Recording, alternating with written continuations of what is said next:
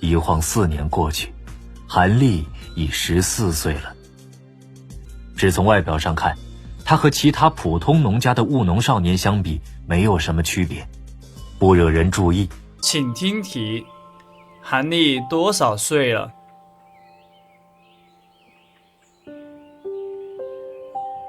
每天只在食室、住处食室两者之间穿梭，偶尔再去莫大夫那里学点医术，再在他房内翻翻看其他各类不同的书籍。就这样，整个山谷成了他全部的天地。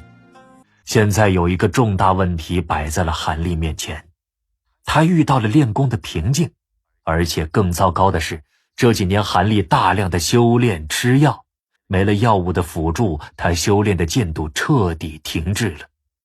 这让韩立面对莫大夫时很是惭愧。请听题：韩立遇到了什么问题？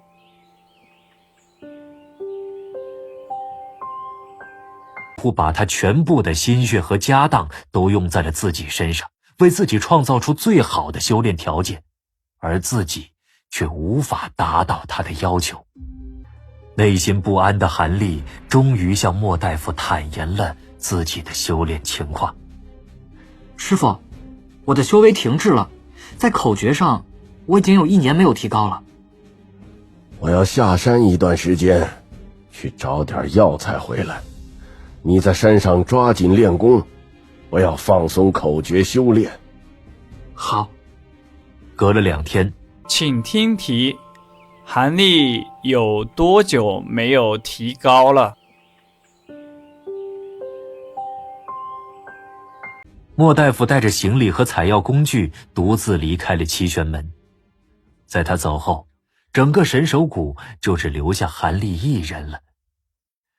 另一位师兄兼好友张铁，在2年前练成象甲功第3层时就突然消失了，只留下一封告辞要去闯江湖的书信。请听题：莫大夫离开后，谷内还有几个人？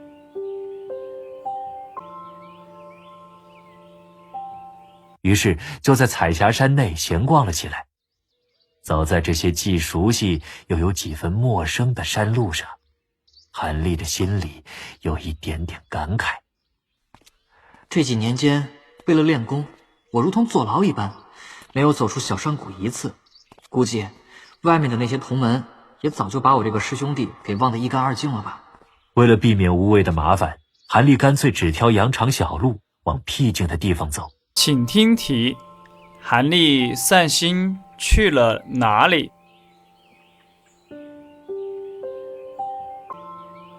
避免了人多嘴杂的去处，听着叽叽喳喳的各种小鸟的叫声，一时间所有的烦恼都抛到了脑后。突然一阵阵兵器撞击，众多人喝骂助威的声音从一处比较隐蔽的山崖处隐隐约约地传了过来。哇，好大的场面呀！在这个被树木完全遮挡住的山崖下面，足足有100多人正围在那里。这片不太大的地方给这么多人挤得满满的，甚至在附近几棵较大的树上。请听题：韩立看到有多少人？在这么多人围着的圈内，有2拨人正充满敌意地对峙着。左边的人较多，有10-20人，右边较少，有6-7人。韩立发现所有这些人，不管是围观的还是站在场中的人，年龄都和自己相仿，都只是10几岁的模样。真是巧啊！在这么多人中，他轻而易举地认出了几个相熟的老面孔。请听题：左边有多少人？韩立爬到了一棵树上，对下面的熟面孔进行了大点名。万金宝、张大鲁、马云、孙立松。咦，王大胖比以前还要胖，真不愧家里是干厨子的，好吃好养啊。这个人是刘铁头，以前是个黑探头，现在竟然变成了个小白脸了。在两拨人正中间，正是韩立以前结交的好友王大胖。别看王大胖身体肥胖，身手可并不弱。随着口中的吆喝声，美拳打出，并扯带起呼呼的拳风，是威风凛凛。另一人却是个矮个子，动作敏捷如同灵鼠，看来是想耗尽王大胖的力气。见有好友在场上和人动手比试武功，韩立心里自然是倾向于朋友的。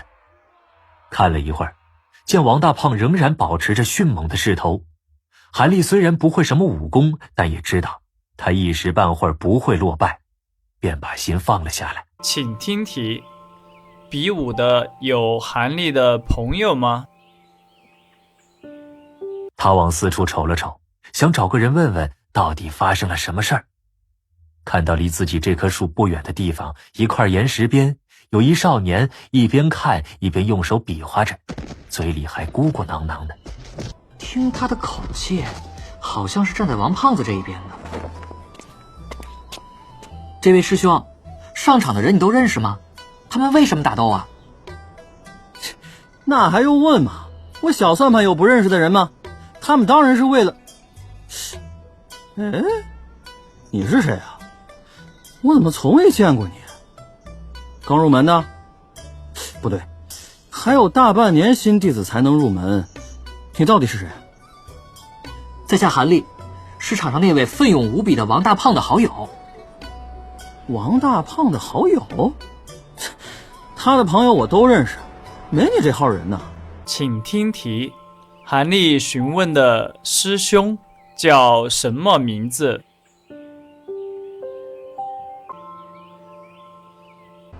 哦，这几年我在一个地方闭关，好长时间都没出来了，你不认识我也很正常。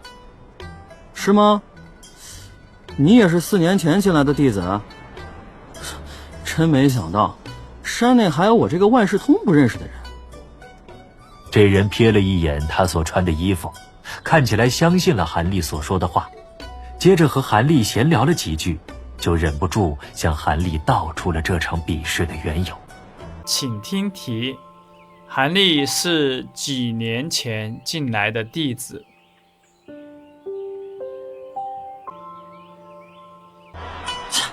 这位师弟，你是不知道，张长贵仗着钱多，大把的撒银子，到处找同门富家子弟中的好手帮忙。王大胖虽然没钱，但在同门中人缘很广，结交的中下层朋友也很多，也有许多武功不错的人自愿帮忙。结果啊，有许多听到他们比试消息的同门也前来观看助威，就这样形成了立场鲜明、两方充满敌意的火爆局面。请听题：上面提到的人谁钱多？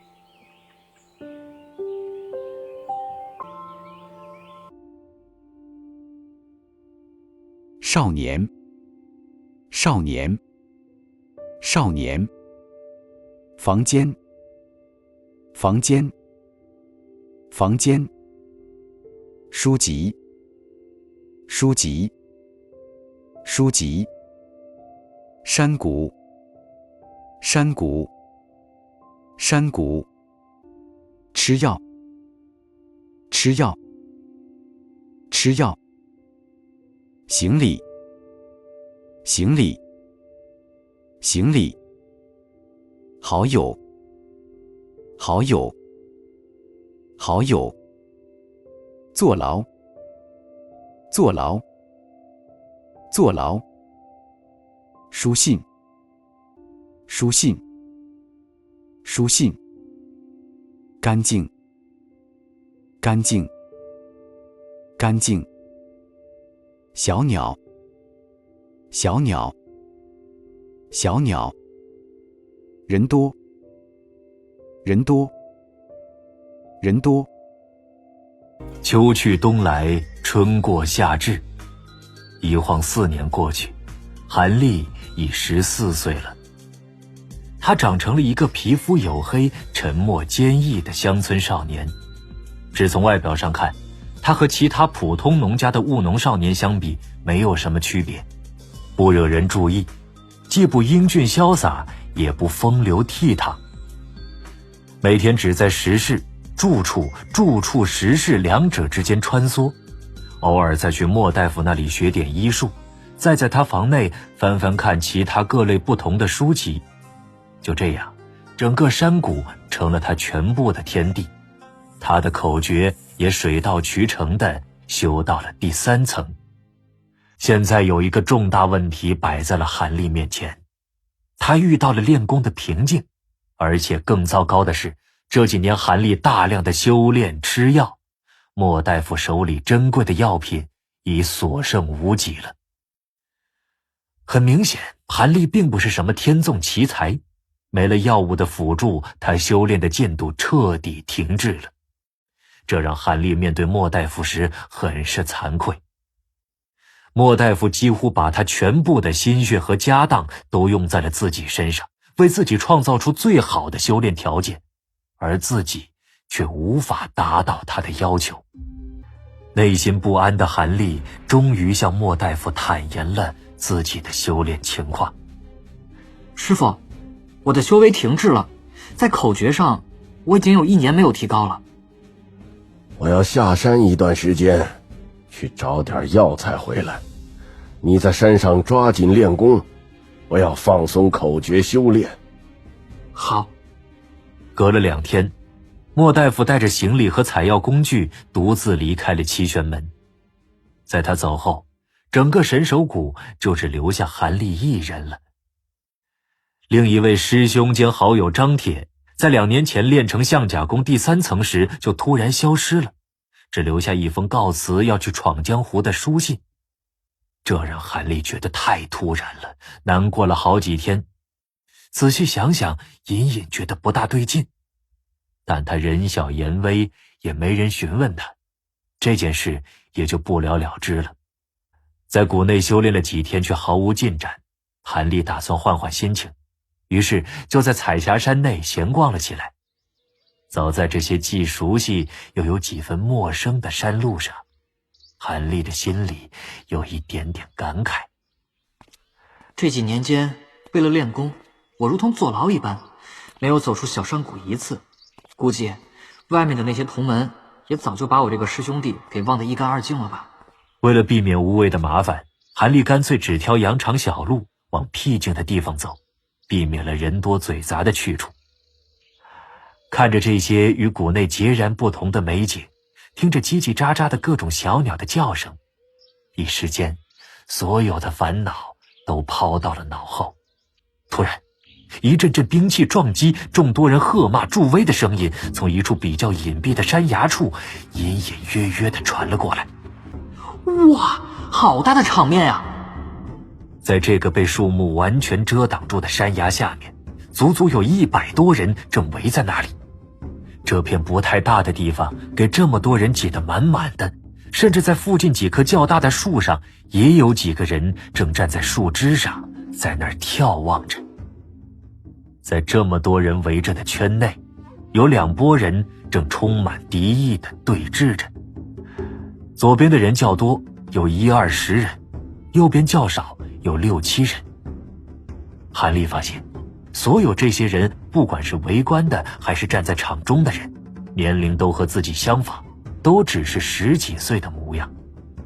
真是巧啊！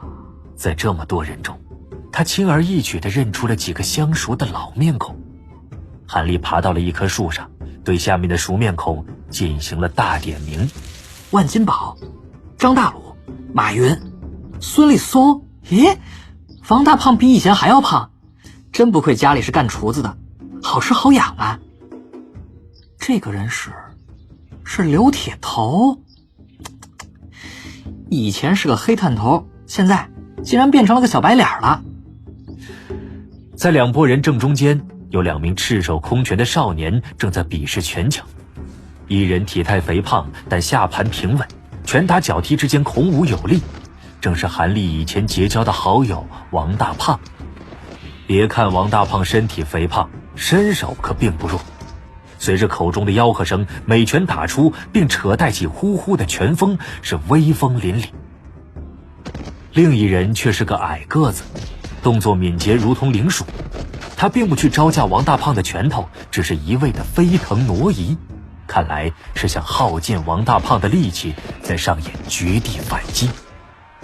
见有好友在场上和人动手比试武功，韩立心里自然是倾向于朋友的。看了一会儿，见王大胖仍然保持着迅猛的势头，韩立虽然不会什么武功，但也知道他一时半会儿不会落败，便把心放了下来。他往四处瞅了瞅，想找个人问问到底发生了什么事儿。看到离自己这棵树不远的地方，一块岩石边有一少年一边看一边用手比划着，嘴里还咕咕囔囔的。听他的口气，好像是站在王胖子这一边的。这位师兄，上场的人你都认识吗？他们为什么打斗啊？那还用问吗？我小算盘有不认识的人吗？他们当然是为了……哎，你是谁啊？我怎么从未见过你？刚入门的？不对，还有大半年新弟子才能入门。你到底是谁？在下韩立，是场上那位奋勇无比的王大胖的好友。王大胖的好友？他的朋友我都认识，没你这号人呢。哦，这几年我在一个地方闭关，好长时间都没出来了，你不认识我也很正常。是吗？你也是4年前进来的弟子？真没想到，山内还有我这个万事通不认识的人。这人瞥了一眼他所穿的衣服，看起来相信了韩立所说的话，接着和韩立闲聊了几句，就忍不住向韩立道出了这场比试的缘由。这位师弟，你是不知道，张长贵仗着钱多，大把的撒银子，到处找同门富家子弟中的好手帮忙。